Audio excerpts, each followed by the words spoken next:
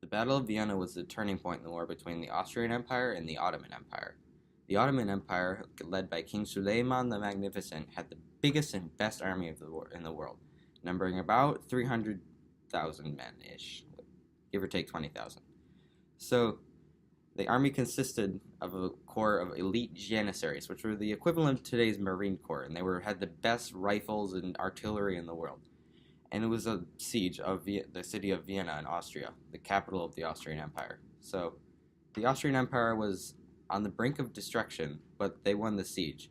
It was a long and bloody siege with cavalry charges coming out from the gates, and the walls were all destroyed, and there were men fighting each other in them. And so eventually the Ottomans were repulsed, and King Suleiman the Magnificent was killed during the siege. This was very disheartening to his men, who retreated, and it signaled the decline of the Ottoman Empire, which had been the dominant power in the world until about now. The Battle of Waterloo was Napoleon's final defeat.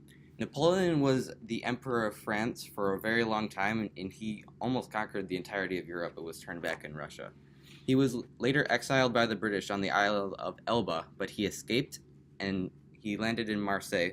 He gathered an army of his old French soldiers and marched on Paris, taking over France again. So then he marched on Belgium to the town of Waterloo, where he was met by a combined force of 118,000 men from Prussia, which is basically Germany, and Britain. He was narrowly defeated, and he was exiled again to the island of St. Helena in the Atlantic, where he died.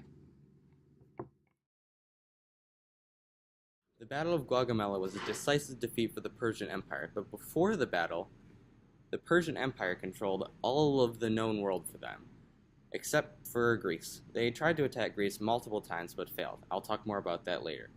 But Alexander the Great of Macedonia basically conquered Greece, and then he moved on to the Persian Empire, where he dealt defeat after defeat to the kings of Persia. And under Darius III, he sent an army of 120,000 men to the small town of Gaugamela to meet Alexander's 47,000 strong force. Alexander, with some clever cavalry maneuvers and his use of the unique phalanx unit, defeated the Persians, creating a massacre, and soon Darius III was murdered, and the Persian Empire collapsed. This was the final battle for them. Alexander the Great conquered all of Persia and started conquering more. During the American Revolution, the Americans had besieged the city of Boston, a British stronghold. They had set up fortifications on Breed's Hill to defend against a British attack, and they had set up gun emplacements to rain fire down on the city. The British decided, seeking to break out of the siege, to attack Breed's Hill and rout the Americans. They brought a force of about 5,000 men, and we had about 1,000 men, rough estimates, on Breed's Hill. The British attacked 3 times, but 2 times they were repelled by American gunfire.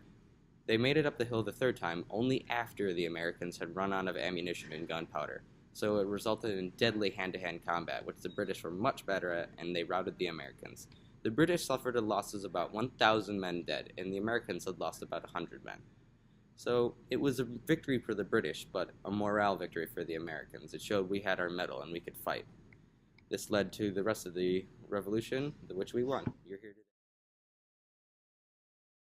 During World War I in 1916, the Western Front was in stalemate.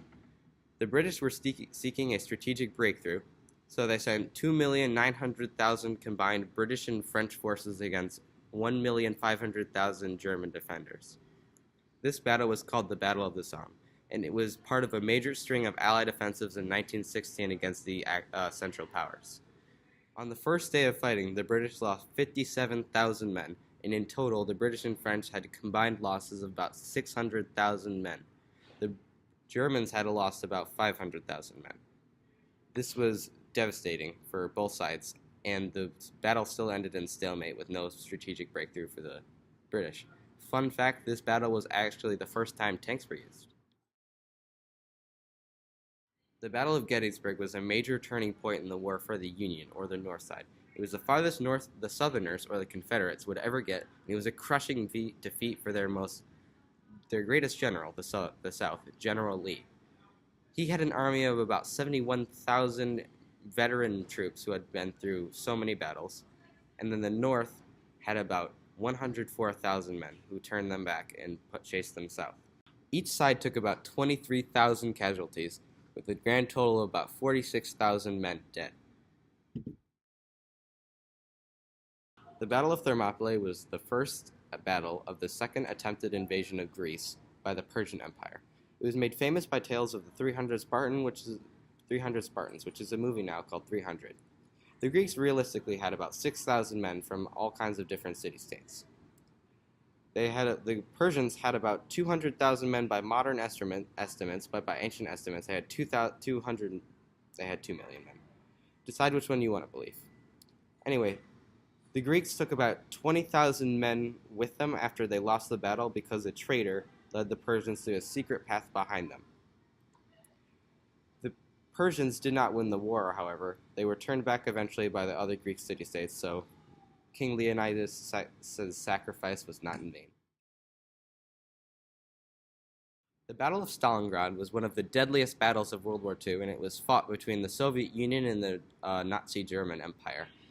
The Russians committed 1 million men, 1,000 planes, 900 tanks, and 13,000 artillery pieces, and the Germans committed 2 million men and almost double everything the Russians had. The Germans, however, they took the city, but were surrounded after the Romanians, who were guarding their flank, were broken through by the Russians, so they surrounded the city. The Germans held out for a long time, but they were eventually defeated, and this started their eventual decline, and it helped the Russians eventually take Berlin, which is the capital of Germany, aka the Germans lost. That's the only.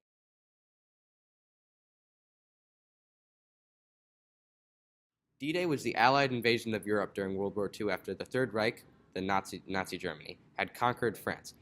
The Allies were going to invade Normandy, with the Americans, British, and Canadians making up the main invasion force.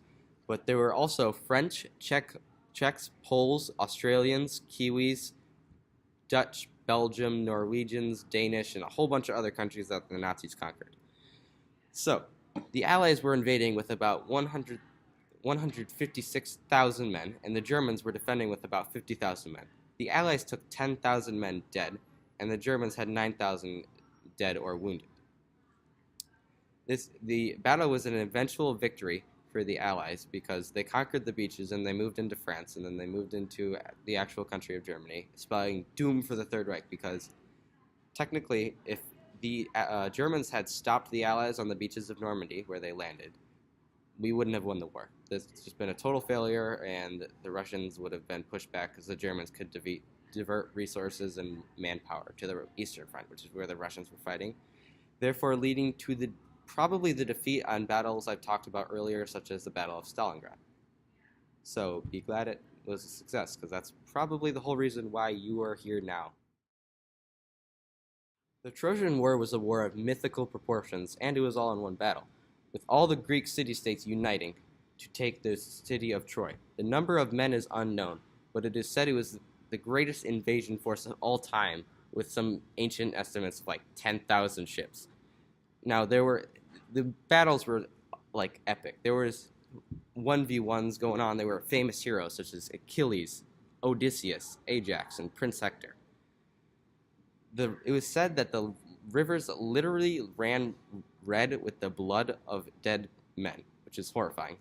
Now, the war ended when the Greeks, they basically couldn't take the city because the walls were too strong and the Trojans were too fierce. So basically, they got on their ships and sailed to a nearby island. They built a wooden horse and left a bunch of elite men in it.